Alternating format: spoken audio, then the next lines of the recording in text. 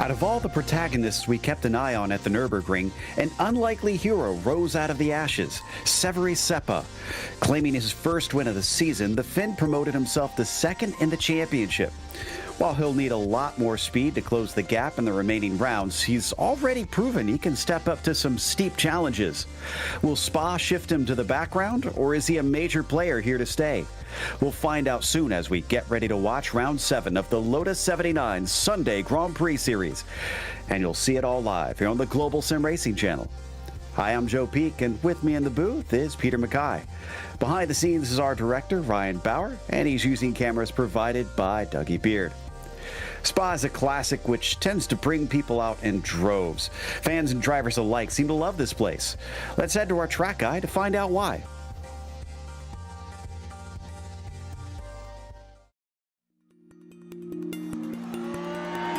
Welcome to Spa-Francorchamps. Less than an hour's drive east from the German border, this Belgian track has come to define racing for many different eras in the sport. It's no wonder it continues to entrance drivers when you look at the stats. The 7 kilometers over the course of a lap includes more than 330 feet in elevation change as it weaves its way through the Ardennes forest. Packed into this is 19 turns, some of which are considered among the most famous in the world of racing. Corners like La Source and Blanchement have been on the lips of drivers for decades. But by far the most notorious is Eau Rouge and Rétillon.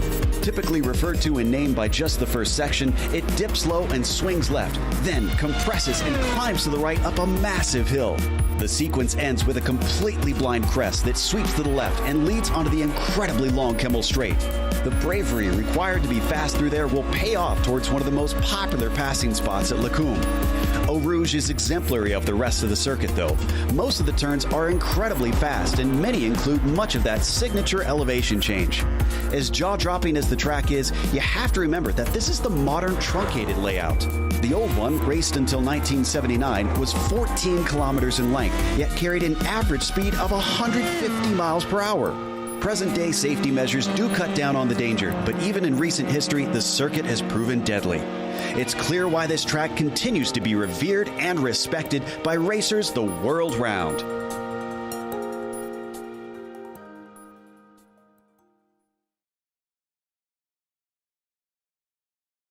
Well, Peter, this is one that doesn't need much introduction to most folks, but what can we expect for the Lotus 79 cars here today?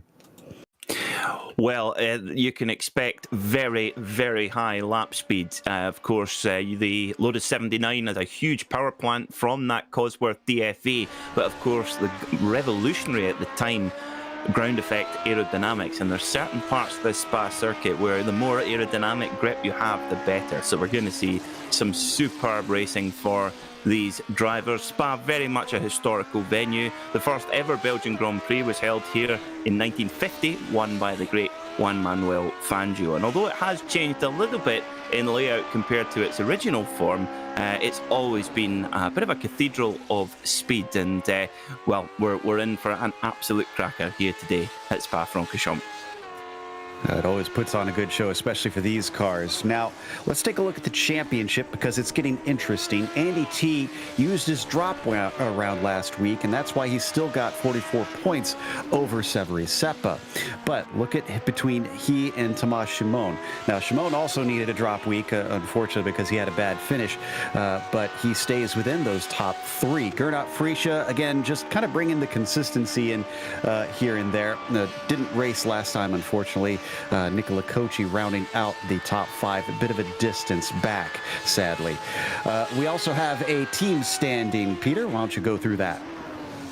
So at the moment, it's still the Parmalat Racing Team Brabham who have really caught the jump early on in this championship, with Gernot Frische and Andreas Henkel leading the way. Scuderia Ferrari are in second, with Albilad Saudia Racing Team Williams in third. Martini Racing Team Lotus are fourth, with my favourite team, Warsteiner Arrows Racing Team, in fifth. And for today's event in particular, as we mentioned, this is round 8, 21 laps that they're going to have to do around here. It's an open setup series, so drivers are able to tweak the car to however they like and drives best for them, but they have some incident limits, which is always a talking point here at Spa, unfortunately, with all the paved runoff. They'll actually get a drive-through at 17, a complete disqualification at 25. 17 might be an issue. Hopefully 25. We won't see drivers racking up quite that many over 21 laps. We're still waiting for the first drivers to come across for the first timed laps, as it takes a bit to get around here, even in these Lotus 79 cars, which are pretty quick. And it looks like pretty ideal conditions, at least temperature-wise, although I'm seeing a lot of wind out there today, Peter. Yeah, that's pretty ideal for track conditions, at least. You don't want the track to get too excessively hot. At the moment, sitting at 27 degrees centigrade on the track surface, so that's not too bad for these drivers. And yeah, they're talking about the incident points. Normally, in the length of race that we have here, about 40 minutes long, normally 17 incident points is nothing to worry about. But here at Spa, the track limits are enforced so vigorously, probably more vigorously than any other circuit on the iRacing service. So every time the drivers are deemed to have exceeded track limits, they will get 1 incident point. And it is so easy to do. So the drivers will actually have to be careful with that. But as we've seen, often the very top drivers will actually make sure that they use up all of those incident points. Not so good for their overall safety rating, but that can be built back up again. But if they've got 17 to use at a circuit like this, you almost want to be able to use them to be able to maximize your lap time. Here comes the first ones through. Looks like Oscar Irena has the provisional pole. We understand that Ove Tragarade might be quick today, and Tomas Simone is fast. He's 0.2 quicker than Oscar on his first time through. Here's Ove on the screen. A 2:04.1 is going to put him into 5th. Yeah, Ove coming out the blocks really quick there in his Honda Japan machine. Riding on the helmet cam with Gernot Fritsch going through Blanchimont. Jackie Stewart once said, it's not Eau Rouge and Radion you want to think about. He says, Blanchimont, that is the corner. It's super quick. Even on the new version of Spa, it is, or I say new, this version of Spa, not the old one.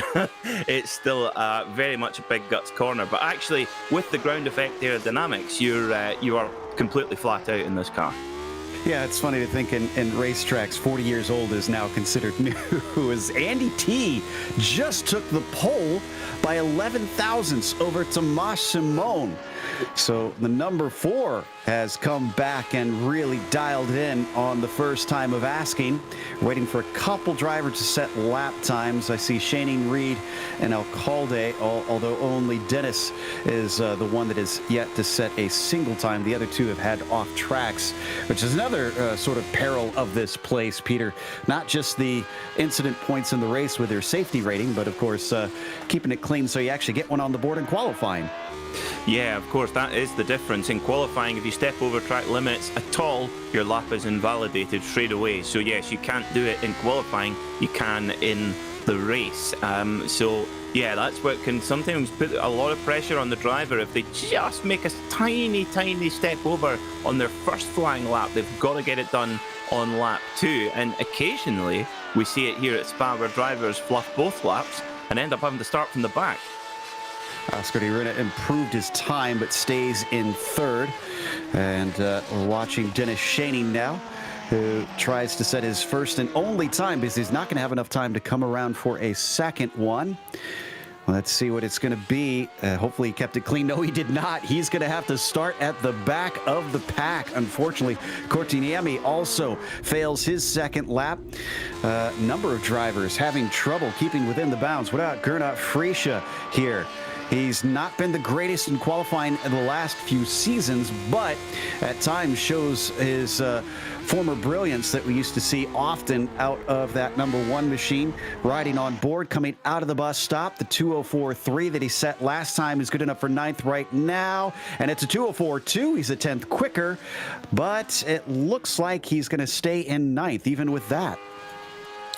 Yeah, about a second off the qualifying pace of Andy T, who in contrast has been absolutely blinding in qualifying so far this season, and it's been great to watch the back and forth battle between Andy T and Thomas Simon. I think that's it for our qualifying. I don't see any cars that are able to complete a lap in these next 15 seconds. So our grid is set, and it's going to be Andy T who puts it on the pole with Tomas Simon in second place. Oscar de Urena will be P3. You've got Timo Vascalampi in fourth. Recent winner, Severi Seppa, good enough for fifth. That's decent for him as Michael de Turk starts from P6. And you've got Peter Konietzki, great qualifying in seventh. Ove Trangerade will start from eighth. Frisha in ninth, and Cortiniemi rounds out your top 10. Starting on the sixth row of the grid today will be Andreas Henkel and Timothy Reed, with Fabrizio Mezzani and Christophe Dubois on row 7. Alessandro Parigi and Pablo Suarez start on the 8th row of the grid, with Javi Villa and Daniel Banker rounding out row 9. Barry West and Javier Mosquera, they round out the top 20. Only two drivers that have failed to set a time. Shaney and Alcalde will start from the back of the field. And remember, this is like the modern Grand Prix course. This is not the classic one that they often run here with the Lotus 79 cars. This will start on the pitch straight that you see modern F1 cars race down towards La Source, which often causes big wrecks, both in real life and here in the virtual world. So drivers will have to be on their toes. Lots of big names back after a few of them taking a week off at the Nürburgring. Andy T returns. Of course, we have Gernot Frisha back, many of them championship rivals here in this season. So who is able to come away with a good result today, and who will suddenly see another drop week counted in their points if they have problems at this incredibly quick course? Looking and seeing that we're still waiting on Rina Seppa, and that is pretty much it. Otherwise, most everybody is on the grid, with T obviously at the very front of it. Looks like they're all out there, so the engines will start to rev as the lights come up. It's round 8 in the Sunday Grand Prix Series, and the green flag is out. Andy T's not off the line well. Shimon has a great run, and he's going to pull right up alongside him, gets a nose ahead around the outside of La Source, but it looks like that's not going to give him the lead off the corner. Oh, but it is a great launch room as everybody behind looks like they are clear, and still Shimon cannot get the job done off the turn. He'll slot into second. You could tell Thomas Simon was just thinking about it as they headed down towards Eau Rouge there as well, but thought, no, live to fight another day and go for it another time. So Andy T doing well to keep the war from the door there, but as we come up the Kemmel Straight towards Les Combes, is Simon going to hook it around the outside? They're side by side. Oh, they touch! Simon and T touch, but they get through. Now, just caught the attention of Thomas Simon a little there, Joe. Well, it seems, we got a big wreck behind them. We see a lot of smoke, and I think that was only, you're right. Topi is the only one that seems to have gone sideways. So it looked bigger than it was, as our leaders taking plenty of liberties at No Name, going way off course. Elbows are out for Andy T. He is not kidding around with Tomas today. Well, it's because they come streaking through Pujon for the first time, a double left-hander, and with these these ground effect aerodynamics, it just glues the car to the floor through there. And that's where you need a strong virtual neck, that is for sure. So Andy T leads then as well, but Simon all over the back. One of the Warsteiner cars there involved in that incident with Topi Cortinemi. It's not Dennis Shanning, I don't think, it's his teammate who got involved in that incident. Also see Barry West way at the back. Oh, and Peter Konietzki looks like he may have caught the wall coming out of Stavolo. I think he got away with it as he's got the car going. Meanwhile, our leaders already ready to complete lap 1. Top 3 side through the bus stop chicane, but behind them it was deep for Timo Vascalampi. You can see he lost a lot of time to the trio. Yeah, and Timo's got the attention of Severi Seppa in 5th position now. So He'll have to be looking backwards rather than forwards at the moment, but who knows what will happen with this front three. If they start taking lumps out of each other, that'll give us a big leading pack as well. Andy T leads at the moment, but we know Thomas Simone is a very clever driver. Will he sit there and let the field stretch out, or will he try and hit the front straight away? It's so difficult to tell. And once again, Joe, we've got these two drivers separated by way less than a tenth of a second in qualifying. That looked like a lift to me that time from Simone.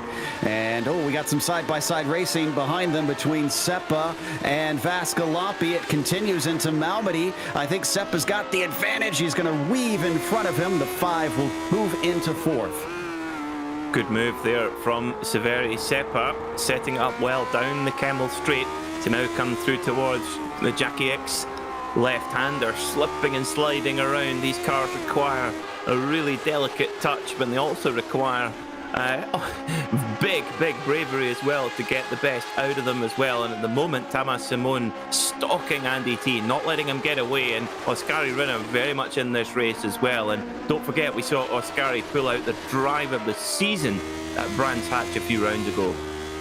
Absolutely. And don't need to go to it, but Christophe Dubois had a spin at Speaker's Corner. He gets it going once again. Simone still hounding the number 4, keeping him within range.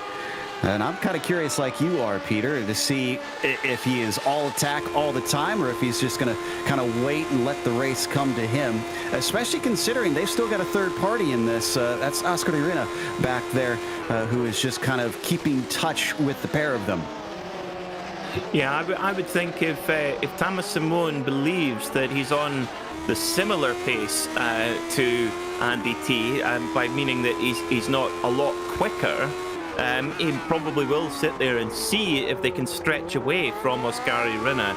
If not, then Thomas Simone might have to try and make a move. But at the moment, he looks pretty comfortable there right now. And certainly, you've got to think that Thomas Simone is quite a bit more comfortable than Andy T is at the moment, because Andy T has got his mirrors full of not one, but 2 cars. Ooh, there's a very good run from Tomas this time. He is going to take it, and T will love this. He is a driver that wants to fight as much as possible. He doesn't like to play games, but they start to stall out as they hit the end of the straightaway into Lacombe. T holds on to it for now. Simone slots back into second. This helped out Rinne by a lot, as he is now all over the gearbox of the 3. Oh, that was pretty tough stuff there from Andy T, saying to Thomas Simone, you're going to have to work really hard if you want to get past me today. And like you said, Joe, that's allowed Oskari Rinne to keep tabs with these guys, and that's our first glimpse that if there's any form of side-to-side action, Oskari Rinne can get right back on the case. But look at how much time they're stretching through in this middle sector from Rinne. So I wonder if maybe Simone's had his go now, and he's thinking, right, we're going to try and stretch out and try and move forward. But we'll see how it pans out. We're only on lap 3 after all.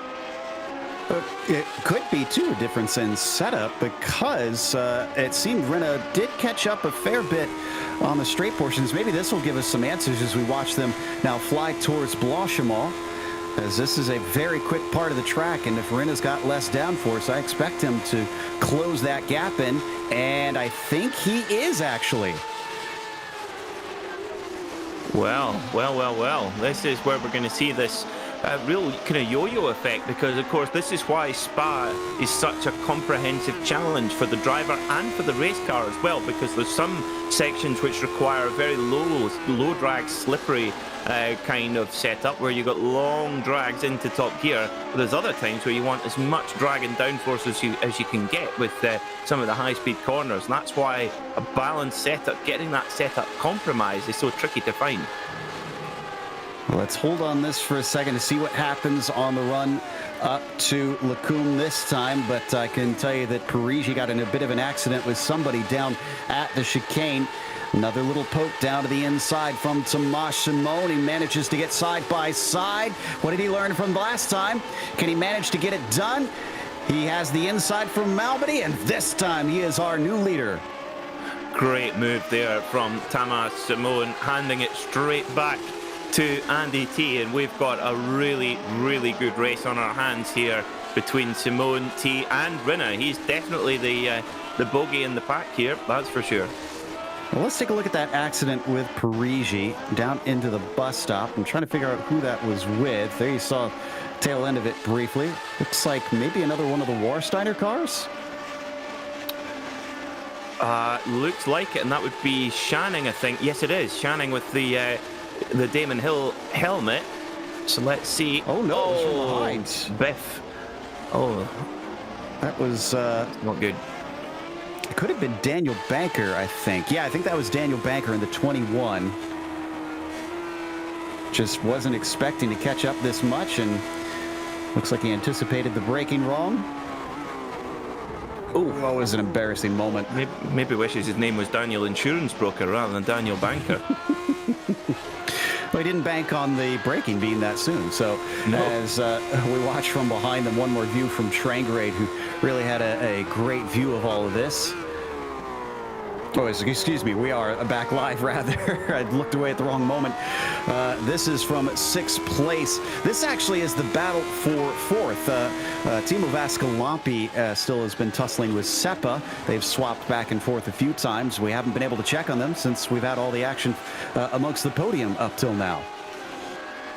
Yeah, and who knows what might happen ahead. If Thomas Simone and Andy T keep racing as close as they are, there is the possibility they could get together. So this little second pack here are well in with a shot of a look at the podium. Vascalampi, Seppa and Trangrade. It's been a great run for Obi Trangrade so far in the Honda Japan livery machine. Got to go back to the leaders because they're side by side again. This time it's the reverse. T attacking, T on the right side, and he learned well from his rival. Wow, barely gives him enough space, and Simone tries to poke his nose down into Ravage in retaliation, but it doesn't give him anything. But things are extremely tight between our top two. Let's take another look at this. He left him all of the papers with. Wow, well, it just shows you the level these guys are working on. And oof, dearie me, it's always sketchy going through there side by side at Lake Combe. And well, yeah, that really hard but fair racing, just fantastic to watch. I think Rinna's the one that's loving this, because if they keep racing that hard, going to be high that something bad's going to go down, and Oscar is in a great position to take advantage of it. As we now watch them come out of Stavolo one more time. Expects Oscar to start to close down, at least from what we've seen in previous laps, as they pick up pace down towards Blanchimont and the bus stop chicane. Will there be an attack from Simone into it this time? It doesn't look close enough to me. No, not quite. It looks like it's going to be centered on that. Oh, as Andy T makes a mistake there going into the bus stop, runs in very, very hot, but able to pull it back down on the exit, and that's going to give Simone the run up towards last source. Is he going to try it? No, actually quite ginger on the brakes there, and then goes for a little bit of an early apex, and now on the power a bit early. Interesting racecraft there from Thomas Simone, and Andy T lives to fight another day. But the draft is, normally we don't talk about the draft much in these cars, but when you just get that slingshot out of Eau Rouge, it's so quick that the cars are hitting that invisible wall of air. And look at Rinna now. Rinna is getting involved in it as well, as they go three wide. Oh, 3 wide down the Kemmel Straight, and Rinna might hit the front here. No, just a little bit more cautious on the brakes, and mistake there for Simone in the Ferrari, and T goes back to the lead. Goodness me. Wow. So yeah, I think Oscar is perhaps the one that wants to try and get to the end of this race compared to those two, as he backed out first. I think he knew that was only going to end in tears if 3 of them tried to go into Lacombe. Look at this though. I kind of figured this was going to happen the way they came through Eau Rouge so close to one another. Picked the very inside, as that was the only lane open. As shallow as he was, there's no way he was going to be deepest of the 3. And indeed, it came down to 2, and eventually it went to T.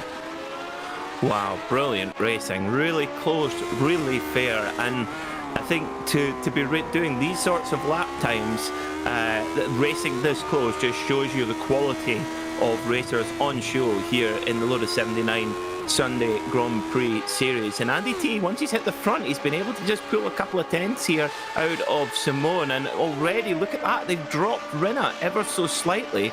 But, of course, just coming through this faster part of the circuit, the latter part of the lap and the early part of the lap as well, you know, you've got good opportunities to draft back up again. So this is really a battle of wits and racecraft. And I tell you what, Temo Vascalampi, he's catching up. I was noticing that too. He seems to have been really the man. Now, he made a little bit of a mistake into the bus stop, and I think that cost him a tenth or two that time. But it almost looks like he, Seppa, and Trangarade might be kind of playing a little bit of a longer game. Seeing these leaders fighting so hard, they know they also could have a shot at this. Let's see what each pair of groups does as they come over Eau Rouge, and it's a very good run for Seppa, who's going to pop out in front of them. I see Simone trying to go around the outside and almost gets squeezed off the track by Andy T. In fact, T barely gave him enough space. T makes a mistake, and T spins off the track. He catches it before it goes around. The 4 falls to P3, but that goes exactly back to what I was talking about, Peter. Eventually, a fight that hard, that long, and something's got to blow.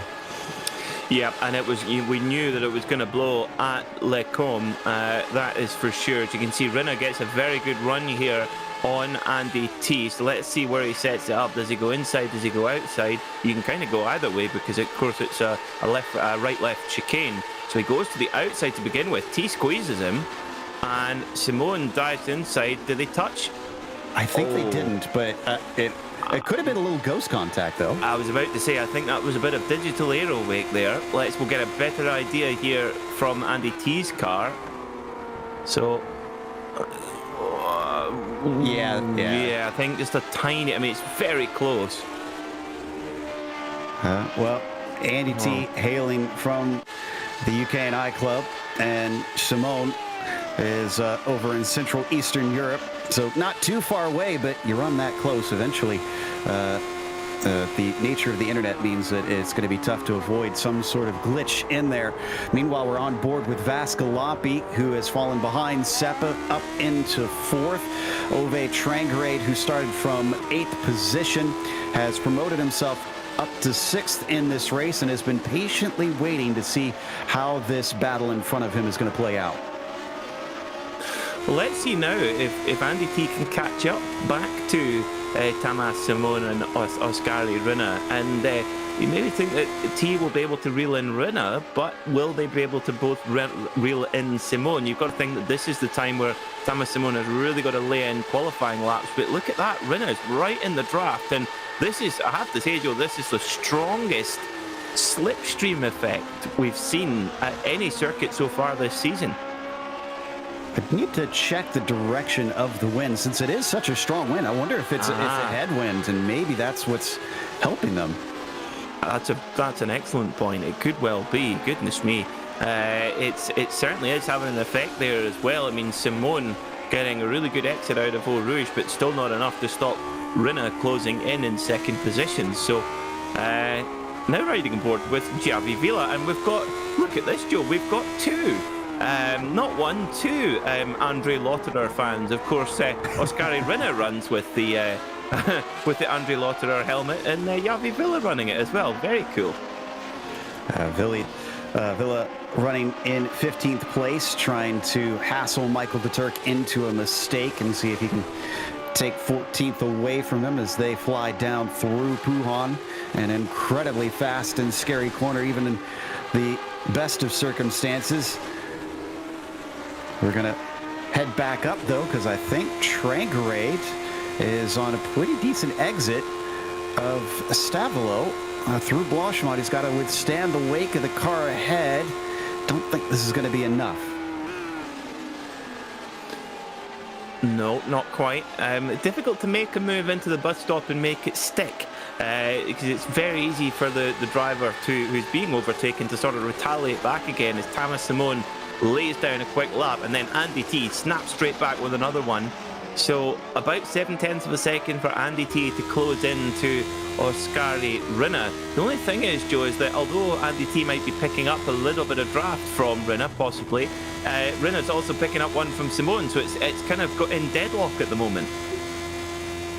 I think T definitely getting quite a bit of that slipstream to help him up to that fastest lap.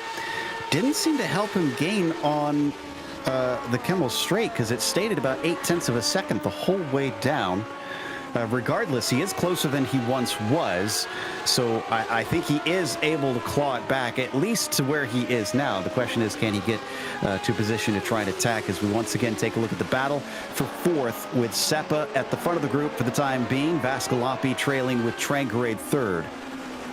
The also thing that we might have to think about for Andy T as well is, of course, he did go off the circuit with that little incident there at Lake Combe, and with these cars with the ground effect, the floor is very, very sensitive to damage. So if you just go over a rough surface or hit a curb wrong, it can give you a little bit of a performance drop. So we don't know, of course, but it might be something that could be hampering Andy T on the straights.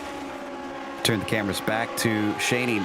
He's got Reed, Massani, and Parigi behind him. Now, we know that Alessandro is slightly out of position, having been involved in an incident. I say that, yet he's actually made a net gain from where he started, from 15th now up to 13th, and can see a lot of potential passes in front of him.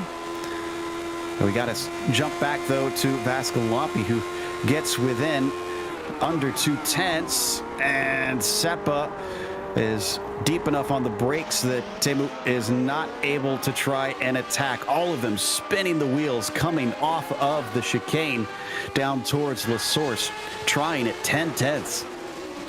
And more quick laps being dropped in here. 204.0 for Thomas Simon, 204.0 for Andy T, 204.3 for Rinne. So Rinne is definitely in the middle of the sandwich at the moment. So here we're riding on board with Andy T. Let's get a look to see how that straight line speed is working. He's beginning to build a little bit on Rinne, not quite close enough to make a move. So he might have to wait another lap, and all the time that Andy T spends behind Oskari Rinne is brilliant news for Thomas Simon. Yeah, he's managed to pull that out to about 0.9 of a second over P2. And you can see the gap here as we ride on board with Andy T. As he plunges through Ix down. Ooh, a big snap of oversteer, though, through that corner. Good catch from the number 4. Yeah, that's it's very easy to get the car. Whoa, dearie me, it's a very... Oh, no, Rinne giving it absolute 45-degree angle, slipping and sliding around Pujon, and that little slide has not helped his momentum, and Andy T is all over the back of Oskari Rinne here. Yeah, it's up to 1.3 seconds now, up to Shimon. Now, the problem for Andy T, I imagine, is another slide there from him as we once again head over to Vascalopi, looking up towards Seppa. I was about to say, T, I almost feel like he's got to start making quick work of Oskari overtaking him if he wants a shot to attack Shimon, because as things have been the last couple laps, Rinne has been losing touch with the leader. Yeah, there's just but a little bit of a lock-up there for Thomas Simon, it appeared, coming into the bus stop. So he's definitely pushing, but that 1.2 second advantage that Simon has over Rinne is absolutely critical, because that's when that is very, very small amount of draft effect that Oskari Rinne will be getting, and therefore that's not what Andy T needs to hear if he wants to get through and win this race. We're just going past half race distance, and Andy T, he really needs to get by Oskari Rinne. And then, of course, the small matter of trying to catch down Thomas Simon. That's no easy feat. No change there, but you can see side by side behind them as Vascalopi is on the outside of Seppa.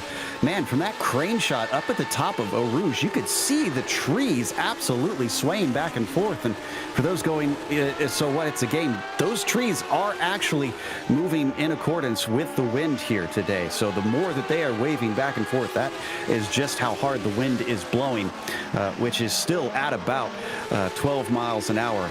from the southwest. So it looks like it's a bit of a blustery day, and I wonder if that might be what is causing some of the drivers have these big moments that we're seeing. It could well be. But certainly where I'm from here in Scotland, when I was playing golf, the wind was obviously a big factor, but you were more worried about it being 20, 30 miles an hour at that point, because then I tell you what, that could definitely affect the club that you chose to play. And with the race cars, it makes exactly the same thing, especially with cars with this amount of aerodynamic as well. But that fast a wind, I think I'd choose a putter if I'm on the speeder. You've got to hit it low. Yeah, all the good links players, they hit it low. Yeah. As we once again head on over to Ove Trangerade. He's dropped off a little bit from Seppa. But we haven't mentioned, and you can see on the left-hand side, Trangerade, as close as he's been to Seppa and Teemu, has been pulling away from Gernot Friesche. It's about 5.3 seconds back from former champion there, who has not been showing the pace today compared to what we typically see out of him. And as we watch the Honda-liveried Lotus continue to trail behind Seppa and Vascalampi. We are well into this race now. We're past halfway and only have 10 laps to go. 10 laps to go, and, well, Thomas Simon now really starting to drop the hammer, pulling away from Oskari Rinne. Andy T did a 2:03.8 last time, fastest lap of the race, but can't get past Rinne. Well, all the while, Thomas Simon just taking just 100th here, 100th there, and it's going to be a very big ask. If Andy T, even if he can get by quickly, it's going to be very hard to run down Simon.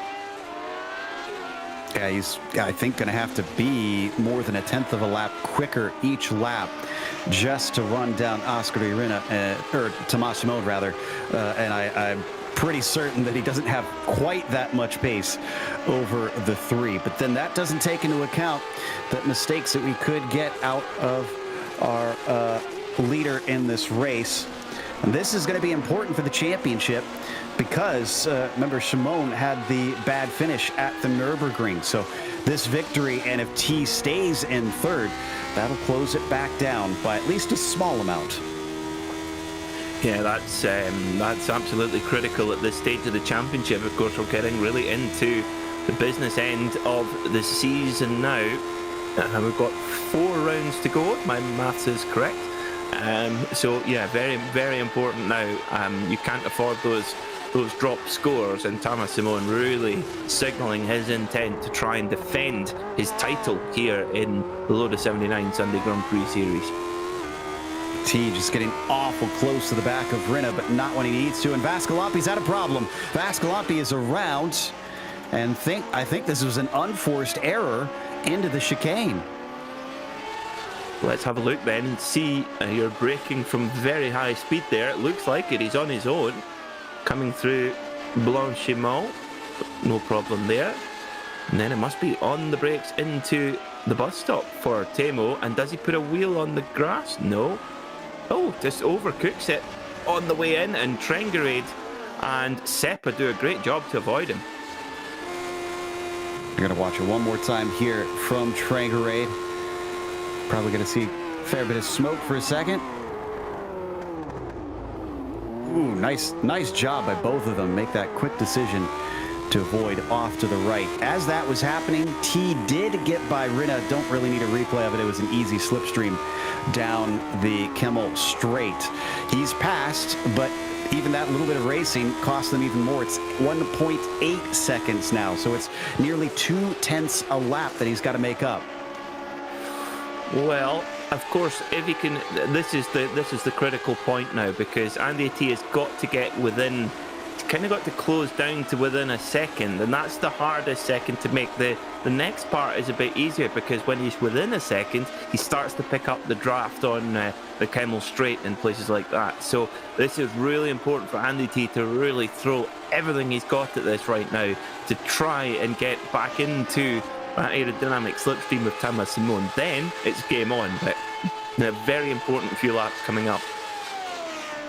And that's also assuming that Rinne doesn't try and fight back, because we know he's going to be quick in a straight line, which will make it potentially easier for him to try and battle for that second place. I don't think he's going to give this one up willingly. Runs out of track before the chicane. He's going to try and get the best launch possible coming out of La Source here. Let's see if he can get it. Well, you can see that Oskari Rinne very, very close now to Andy T, and as they fly down towards Eau Rouge, Andy will need to be careful of a potential counter-attack here from Rinne, and that really would give Thomas Simon match point. Ooh, here he comes. He is much, much quicker. T at 165. Oskari Rinne already at 170 as he picks up pace. He's in the slipstream, but he backs out of it. Thinks better of it. Does he maybe think that T has the pace to catch Simone? Or did he just not want to risk it quite yet? He does have a number of laps. Ooh, it was a great exit out of Malmedy. He could make a sneaky pass into Rivage. He decides not to. And this is the last thing that Andy T needs, to have Oskari Rinne all over his gearbox. That's not conducive to setting the type of qualifying speed lap times required to run down Thomas Simon, and the gap now over 2 seconds. With 8 laps to go, it's going to be a very tall order for Andy T to get this race win. It's not looking likely for now, having lost a little bit of time even in the last few corners since I looked before, as we glance back at another fight here coming down through No Name and towards Pouan. This is Maisani and Reed for 12th position.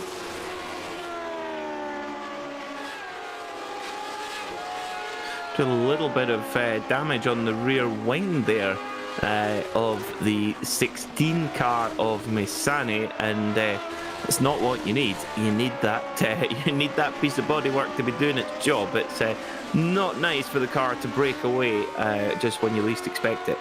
Yeah, I have to imagine this track is sort of a double whammy on that. You want the downforce to be as good as possible everywhere, and you want the straight line speed to be as good as possible everywhere. So any sort of damage is just going to unfortunately cost you at every turn, quite literally.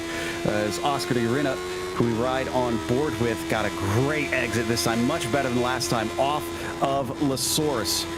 Up through, oh, it looks a little loose coming through Eau Rouge, but he holds on to it, and that rewards him with a fantastic run on Andy T. And then he just either stalls out or he gives another lift. That would have been probably an easy pass, I would have thought.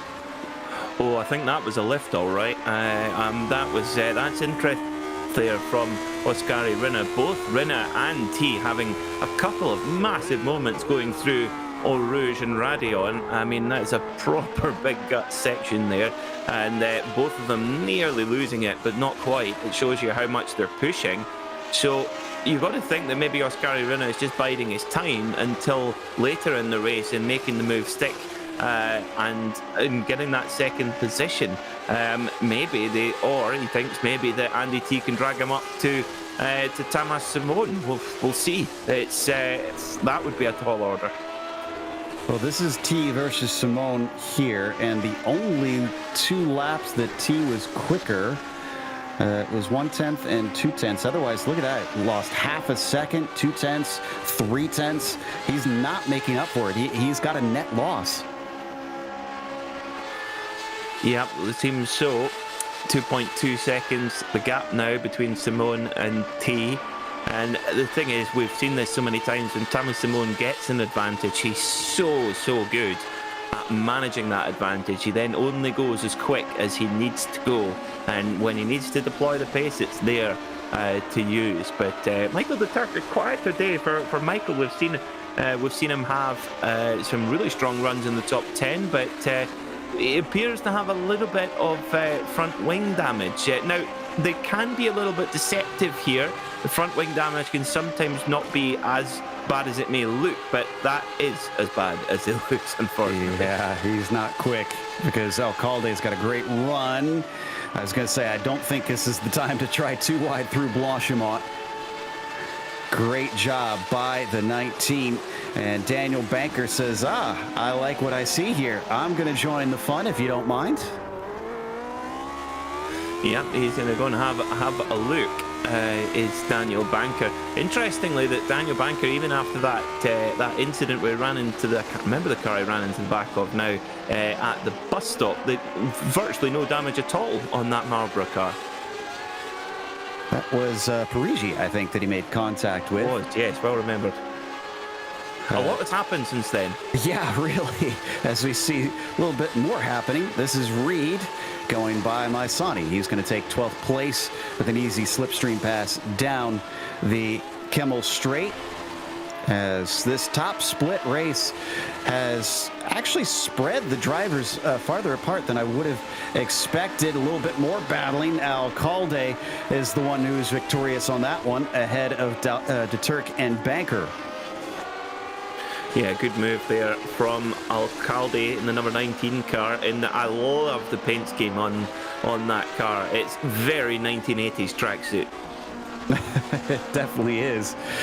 As he's going to lead that trio for the time being. 6 more laps to go. We're definitely down to the dying stages of this one, with less than a quarter left now as we watch from Rinne's perspective. At what stage does he try and attack? Does he continue to think that Andy T is going to catch up to Shimon, or does he say, you know what, I might as well just give this a go and think for myself here, as Rinne did set the fastest lap last time through. He's been quick in a straight line. Let's see if it's going to work out for him again as they hit the Kemmel Straight. Flying, what a great shot there, flying through Eau Rouge and Radion now. Rinne has got another run. Is he going to have a look, or is he going to stock Andy T? It looks like he's going to take the stock option here as well. So, this is intriguing racecraft here from Oscar Rinne. You got it, whoop, and a little mistake there from Rinne. Just a tiny, tiny little slide. Of course, when you're following the car, the dirty air is not helpful coming out of the car in front. Oh, Ove Trangrade just had a mistake. And now a mistake from Seppa as well. One after another. And I think they may have been unrelated. Absolutely bizarre set of circumstances. Ove sends it in deep into Lacombe, and then immediately after, Seppa's going to spin himself out.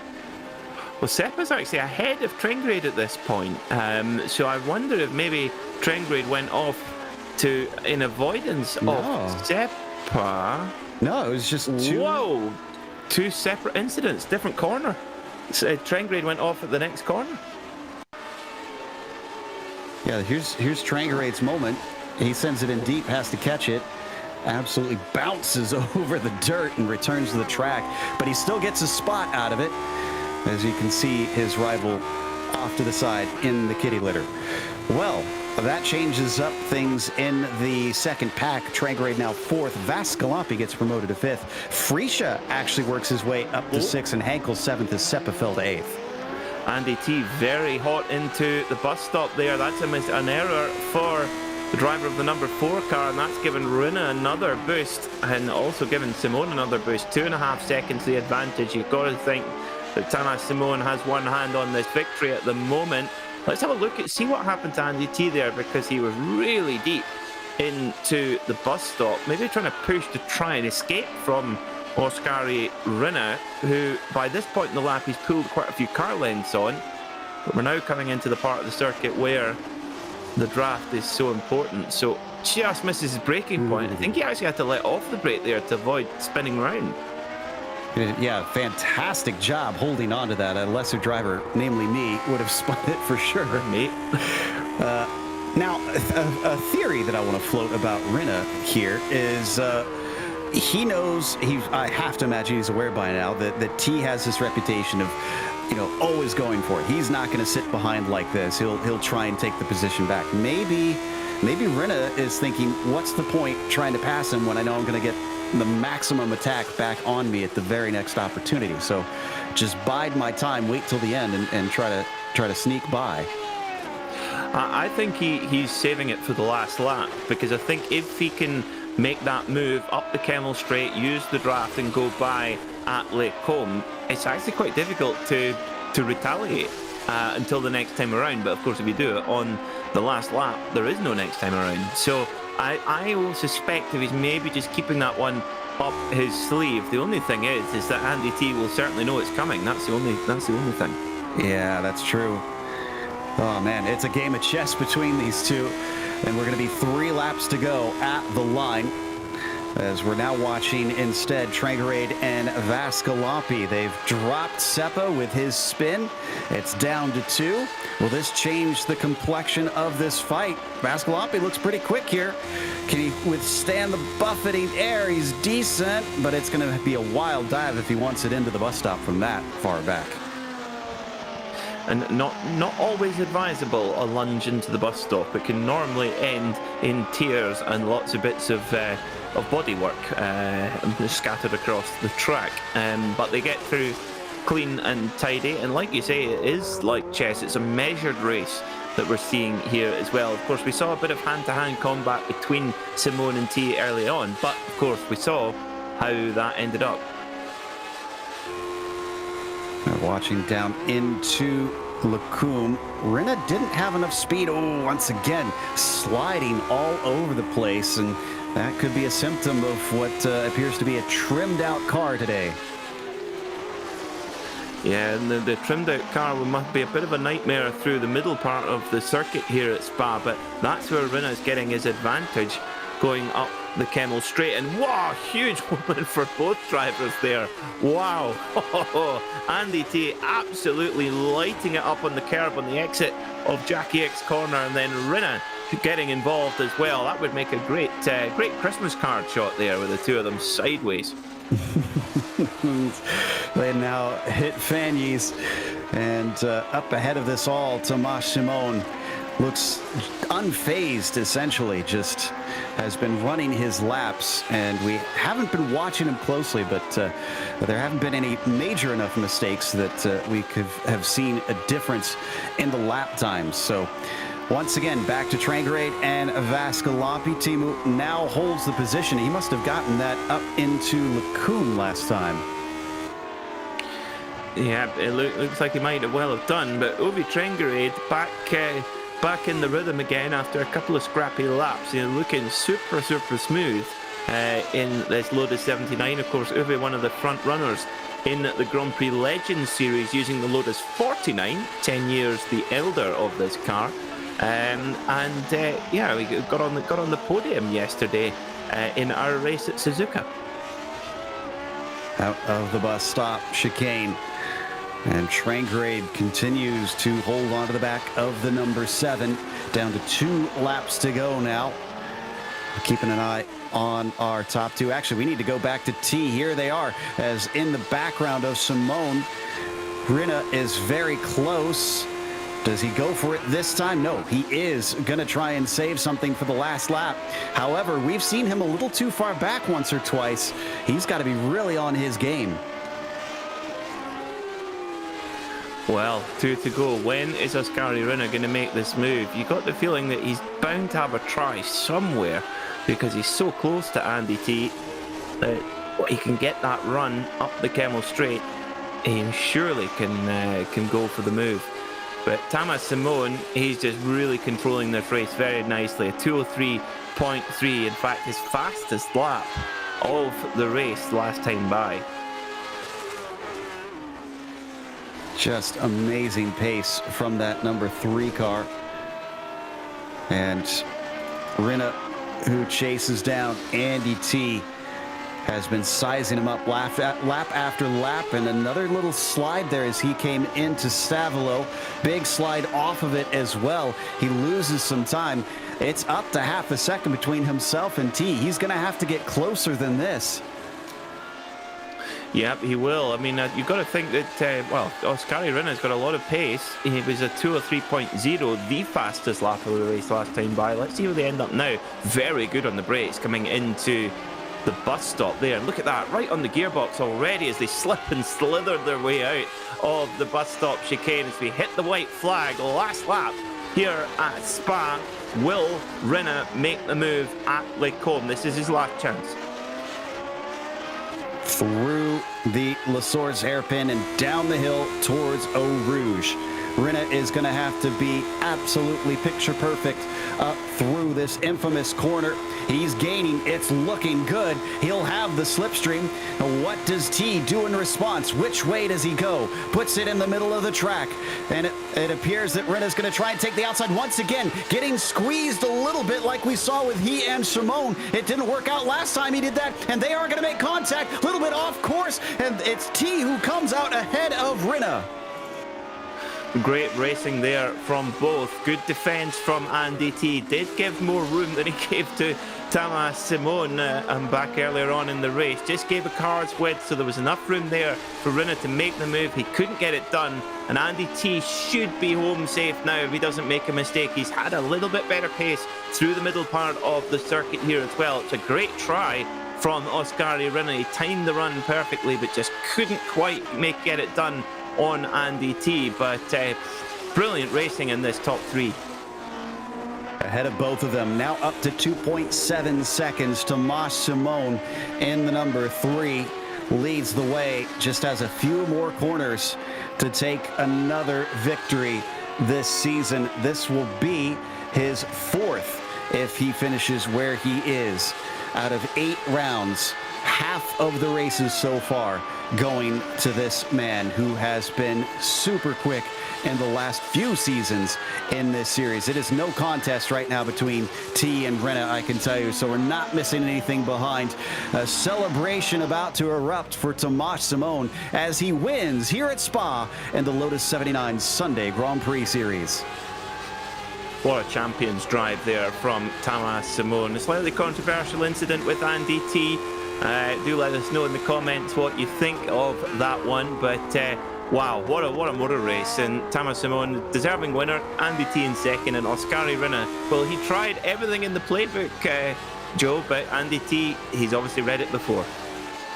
Pascalapi beats out Tranquerade for 4th and 5th. Frisha did advance up 3 spots. He takes a 6th place as Hankel 7th, Seppa 8th, and they're trickling across the line now. Unfortunately, despite usually seeing a lot of draft battles throughout most of the races here, the mid-pack kind of all fell apart from one another. So as the last of them finish, we are going to take a quick break here on the Global Sim Racing Channel. We'll come back with the official results as well as driver interviews.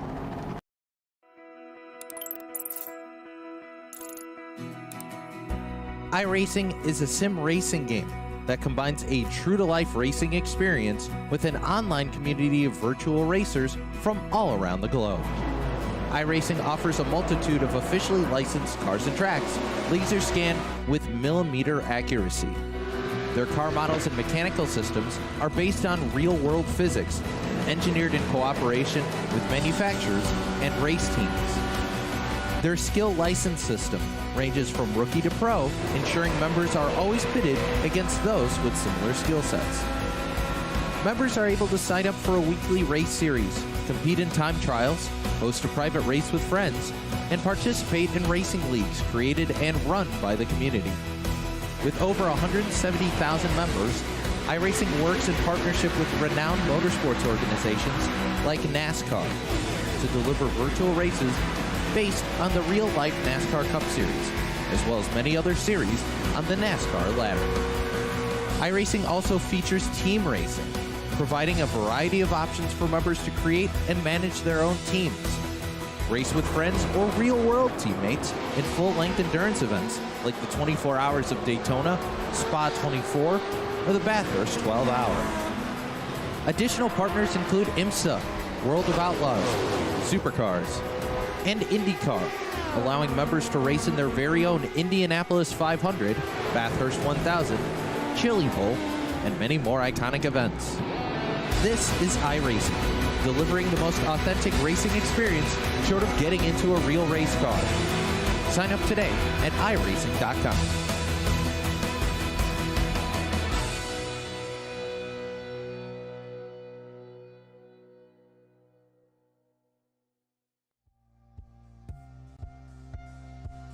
Welcome back to Spa-Francorchamps. We just watched round 8 in the Lotus 79 Sunday Grand Prix Series. That start that you see may have made the difference because Tomasz Simon, who did have to battle for the victory, eventually came out ahead and took the win ahead of Andy T, who just didn't seem to have the pace once he had a little bit of contact with Tomasz.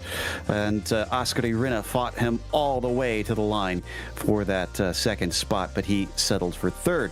Timo Väskälappi was fourth ahead of Ove Trankerade. You've got Gernot Friesche finishing sixth today, and Andreas Henkel up to seventh from 11th. Severi Seppa, a P8 for him, will be followed by Suarez in ninth, and Parigi, even though he was in an accident that we witnessed, he climbed to 10th. Finishing in 11th today here at Spa was Dennis Shanning, coming from the back of the pack. Good drive there from the 11 car of Dennis Shanning. Timothy Reed was 12th, followed by Fabrizio Mezzani, Miguel Alcalde and Daniel Banker, rounding out your top 15. Topi Cortinemi finished 16th, followed by Javier Mosquera, Giavi Villa, Barry West and Peter Konecki, rounding out the top 20. Turk and Dubois are only DNFs today, which takes us to an interview with our second place driver, Andy T, who certainly gave us plenty of action to look at. But Andy, I guess the biggest talking point was the little bit of what we thought was ghost contact between yourself and Tomasz. What's your take on the incident that gave Shimon the lead? First of all, hi, that was the most fun I've had in a good long while on this sim. Holy moly. It wasn't ghost contact. It was 0x contact. So, yeah, I don't know. I've given him room and then some, so I'm not really sure it's on me. It's probably a racing incident. And it's a shame because that really ruined it because I got stuck behind Oskari for a little bit. And thankfully he played a team game, so it made it a little more safe for me. It did, but we were somewhat surprised that you were not able to close down to Tomasz when you had that clean air. Did you expect him to be faster than you like that at the end of the race? No, but I think I had more pace in me. I was catching him, and then I braked a hair too late for bus stop and got all kinds of sideways. It cost me 7 tenths. I think I probably could have caught him if I don't make that mistake. But yeah, no bueno. It's tough out there. It's tough. You hate to see it. The good news is you've still got a pretty handy gap in the championship points over Tomasz after he had a bad finish at the Nürburgring. So heading off with only 4 rounds to go and going to Imola, do you still feel pretty good about this championship? Just have to keep finishing and not really stuff up. That's it, pretty much. And I think Tomasz is out of wiggle room, so if he has one bad race, that's probably GG. I think I've got 3, maybe 4 races I can probably do. 3 actually, because of Nürburgring. That was tough, by the way. Very tough. Poor Nürburgring race. Yeah. It's a bit of a points game from here on out then. Anybody you'd like to thank for today's podium, though? Myself, because I'm amazing. Great talent. Amazing Lotus driver. What can I say? And also Coach Ray. Coach Ray. Love you, buddy. Oh, and my dad's not well, so get well soon, please. Thanks. Okay, great. Wishing the best for Andy T's dad, who's a little bit of Ricky Bobby there. As up next, we've got Oskari Rinne joining us. He finished third today. Peter? Oskari, welcome to the GSRC commentary box. That was like a high-speed game of chess. How did you enjoy that one? It was fun. That's nice and concise. That's what I like to hear. Tell us about those closing laps with Andy T. It appeared that you were kind of sitting, waiting. What was your plan for those last few laps? I mean, it was pretty obvious that I don't have the pace of Andy or Tomasz quite, so I didn't want to pass him because I couldn't run away anyway. So I was just like scouting where I need to be to make a move on the end of Kennel Straight. So just like looking at the gaps, where I need to be, how close I need to be to make a move, and I just tried to go for it on the last lap. That was the plan. And tell us about the last lap as well, Oskari, because it was so tight there going into Lake Combe, but it seemed like there was good fair racing from all. Plenty of room being given.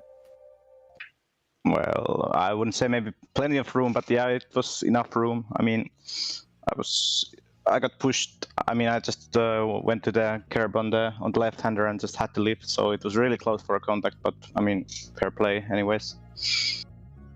That's Lake Combe, isn't it? It's, it can happen there. Oskari, before we let you go to and enjoy your podium finish here today at Spa, who would you like to give a shout out to?